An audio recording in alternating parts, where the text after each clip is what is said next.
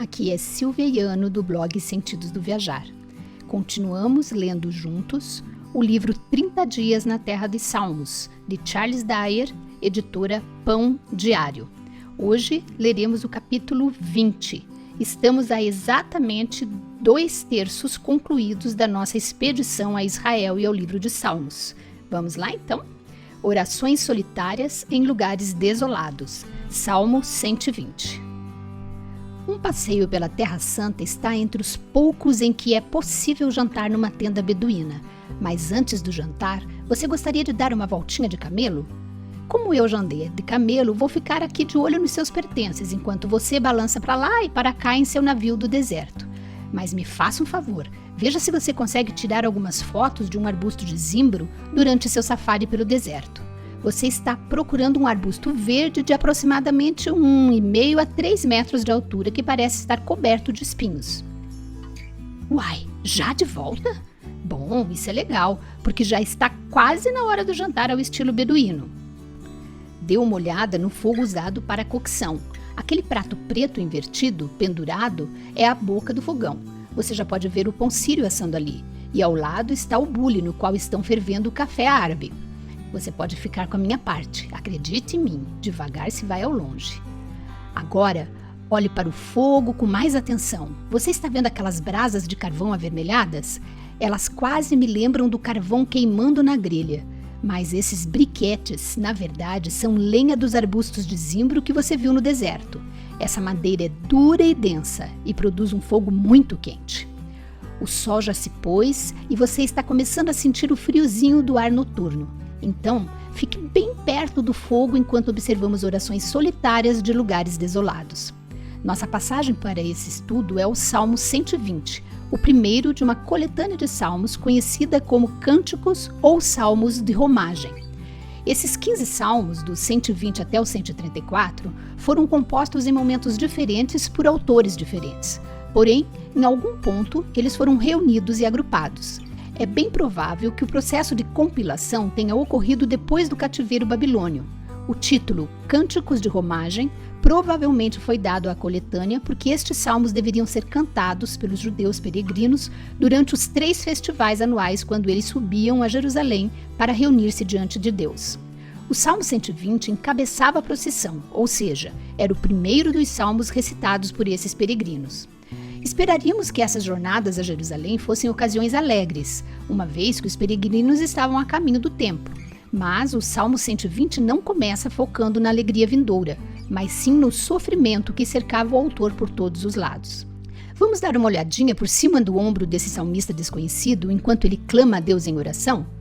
Na minha angústia, clamo ao Senhor e ele me ouve. Versículo 1. Tudo bem, apenas uma lição de gramática no versículo 1. O hebraico não tem tempos passado, presente ou futuro. Eles precisam ser fornecidos pelo contexto. Então, observamos um problema de tradução direto aqui. Será que o salmista está afirmando ter clamado e ter sido respondido por Deus? Ações que já aconteceram? Ou está dizendo, na minha angústia eu clamo ao Senhor e ele me responde, sugerindo estar no meio do problema e antecipando momentaneamente a resposta de Deus? A partir do contexto geral do salmo, acho que a segunda opção é a melhor tradução. O salmista está enfrentando uma tribulação e clamando a Deus por ajuda. Contudo, mesmo assim, ele sabe pela fé que Deus o responderá.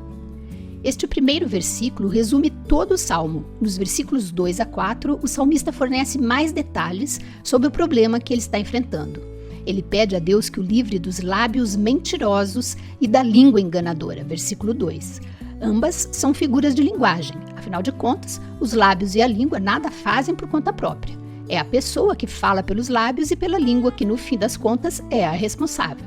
A palavra enganadora transmite a ideia de sedutora ou enganosa. Não sabemos ao certo se essas pessoas perversas estavam mentindo para o salmista ou se estavam mentindo sobre o salmista. Embora a segunda opção pareça a mais provável. É possível que elas estivessem espalhando calúnias a respeito dele. Se você já foi difamado por alguém, ou se já inventaram mentiras a seu respeito, ou tentaram fazer outras pessoas acreditarem em fatos prejudiciais sobre sua pessoa, então você sabe bem como o salmista se sentiu. Ele pede a Deus que julgue o perverso de maneira adequada. As palavras difamatórias do inimigo são como flechas que atingem a parte mais interior do salmista, ou, relembrando a imagem do amigo beduíno em sua fogueira, como brasas ardentes queimando sua alma. Assim, ele alerta ao seu inimigo que Deus está prestes a atirar setas agudas em direção a ele e queimá-lo com brasas vivas de zimbro. Versículo 4. E é por isso que chegamos aqui. Vamos fazer uma pausa para observar mais uma vez o fogo beduíno. Aqueles pedaços de carvão quentes e brilhantes vêm do zimbro e são uma grande lição prática. O salmista está sob ataque, mas se recusa a revidar. Em vez disso, ele entrega a situação a Deus, cujo senso incandescente de justiça e retidão garante que, no fim das contas, o perverso será punido e o justo inocentado. O salmista pode não saber exatamente quando, mas ele confia que Deus equilibrará as balanças da justiça no momento certo.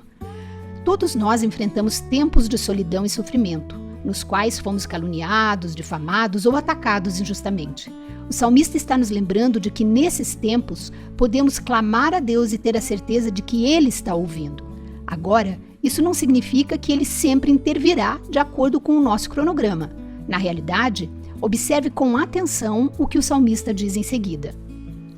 Ai de mim, que sou peregrino em Meseque e habito nas tendas de Quedar.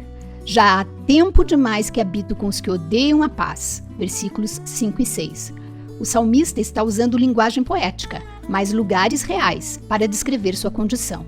Meseque se situava bem ao norte de Israel, na Ásia Central, enquanto Quedar ficava bem ao sul, na Península Arábica.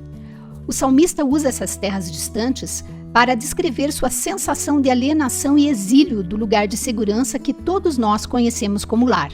Assim como Dorothy ficou presa em Oz, o salmista deseja bater os calcanhares e exclamar: não há lugar como lar. Ele anseia por paz, mas seus inimigos continuamente querem lutar e guerrear. Caminhando por nossa terra. Mas o que este clamor do salmista tem a ver conosco? Se você um dia visitar uma tenda beduína, a primeira coisa que notará é que esta não é uma estrutura permanente. As paredes são feitas de pelo de cabras, o piso é coberto por tapetes finos. Da mesma forma, quando o salmista disse sentir-se como se estivesse vivendo em terras estrangeiras, ele usou palavras que indicam uma habitação passageira, palavras que podem ser traduzidas como residência provisória ou morada temporária. Ele se sentia deslocado, o que se devia ao fato de ainda não estar em casa. E à medida que você viajar pela vida, haverá momentos em que será mal compreendido e difamado por aqueles que não gostam de você e por outras pessoas que podem até querer prejudicá-lo. Este salmo sugere 3 caminhos específicos ao passar por esses tempos difíceis.